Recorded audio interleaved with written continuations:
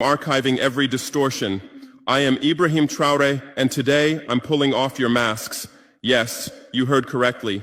I, whom you call a young military junta leader, whom you brand as a dangerous radical, whom you serve up as an anti-Western dictator, am now telling you the truth. And this time you cannot turn off your microphones. This time you cannot turn away your cameras. This time your editors cannot cut this speech. Because the world you monopolize no longer exists. Because millions will hear these words now, without passing through your filters, without being subjected to your distortions, without being muddied by your lies.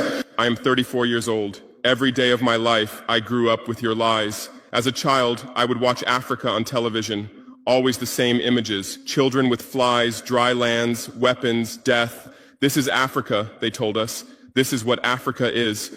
And we believed it. We were ashamed of ourselves. We were ashamed of our own lands, of our own people. But then I grew up. I read, I researched, I questioned, and I understood that the Africa you showed us wasn't real. The story you told us was a lie. The fate you imposed on us was a script you had written. For years, how have you portrayed Africa? How have you shown it? How have you sold it to your viewers? As if we were creatures who had no share of humanity, as if we were savages left outside of civilization, as if we were wretches waiting for you to save us. Every day, every hour, every minute, the same story plays on your screens. Hunger, war, disease, corruption, terror, chaos. These are the words that come to mind when Africa is mentioned. In your Africa dictionary, there are no other words. No hope, no success, no development, no resistance, no honor, no pride, no victory. So I ask you, New York Times, Washington Post, Guardian, Le Monde, have you ever made Africa's successes your headlines? How many times have you written about Rwanda's technology miracle? How many times have you shown Ethiopia's reforestation project? How many times have you praised Botswana's democratic success? How many times have you described Kenya's entrepreneurial ecosystem? No, because these don't fit your scenario. Your Africa cannot be successful. It cannot, because then how will you legitimize your exploitation? If it's not in need of help, how will you intervene? If it's not backward, how will you look down on it? Have you ever asked yourselves, has any editor sitting at their desk, any news director in a meeting, any columnist at their keyboard ever thought, why are the people of the world's richest lands poor? Here are the numbers for you, real numbers. Africa owns 70% of the world's cobalt reserves. Your cell phone, your computer, your electric car won't work without cobalt. This cobalt comes from Congo, but Congolese can't afford cell phones. Africa owns 90% of the world's platinum reserves. Catalytic converters, electronic devices, medical implants, they all need platinum. This platinum comes from South Africa, but South Africans are crushed by unemployment. Africa provides 30% of the world's gold production. Mali, Burkina Faso, Ghana, Tanzania. Gold flows like rivers from our lands.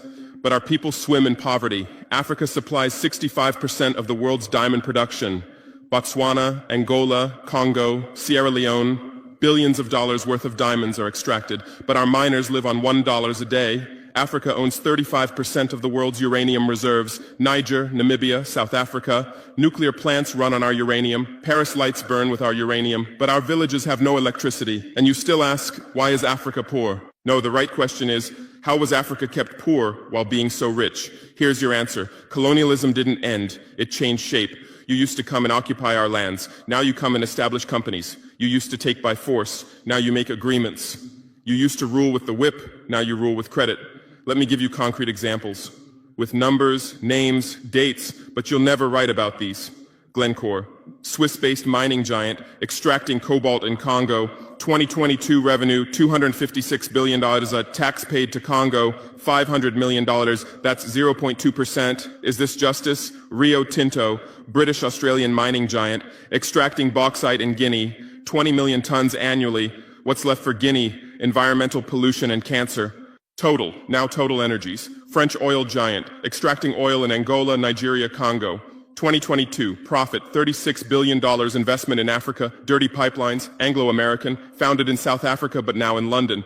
Diamonds, platinum, iron, taking everything. What it left in South Africa? 6 million unemployed miners. And these are just the tip of the iceberg. What about the invisible, the secret deals, the offshore accounts, the transfer pricing tricks?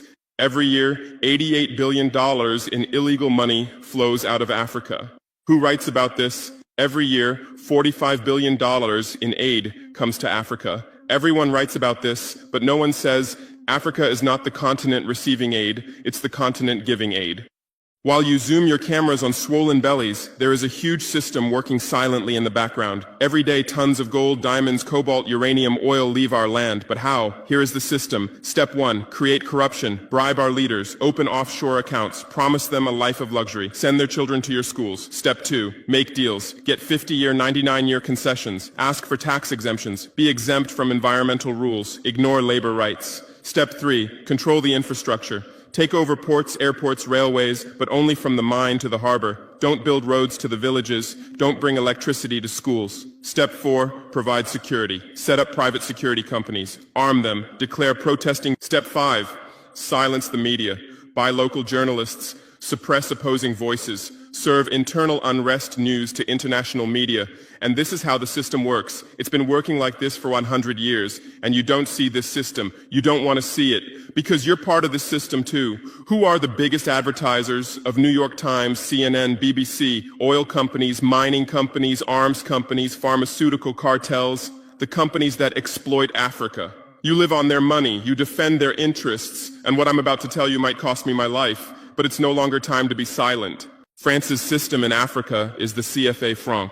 14 African countries still use French colonial currency. 50% of these countries' central bank reserves sit in the French treasury. France applies negative interest to this money, so we pay France to use our own money. Through this system, France transfers $500 billion worth of resources from Africa every year. Does anyone write about this? No. But when France gives Africa 10 billion euros in aid, it makes headlines. Britain's system is more sophisticated. London is the world's money laundering center. City of London, offshore paradise. Every penny stolen from Africa passes through London. Jersey, Guernsey, Cayman Islands, Virgin Islands, all under British control. Africa's wealth hides there. America's system is AFRICOM, Africa Command, 46 military bases on the continent. Official purpose, security. Real purpose, resource control. Drones in our airspace every day, listening devices everywhere. They say fighting terrorism, but it's not terrorists. It's people's leaders who are targeted. China is the new player, says win-win, builds infrastructure, gives credit, but in exchange for what? 99-year port concessions, mining rights, agricultural lands, debt-trap diplomacy, ask Sri Lanka, ask Zambia, and you write about none of this. Why? Because you're not free press. You're corporate press. Your bosses are billionaires. Jeff Bezos bought Washington Post. Why? For love of journalism? Rupert Murdoch's media empire, Fox News, Wall Street Journal, The Sun, The Times, all from the same hand, all giving the same message. West is good, others are bad. Carlos Slim is the largest shareholder of New York Times, Mexican billionaire. Where's his wealth from? Monopolized telecommunications, got rich off Latin America's back, now controls America's most respected newspaper. And you claim to do independent journalism? Who are your editors? Which schools did they graduate from? Harvard, Yale, Oxford, Cambridge? Always the same elite schools, always the same worldview, always the same prejudices. How are your reporters selected? How many languages does your Africa correspondent speak? French, English, that's all. Swahili, Hausa, Yoruba.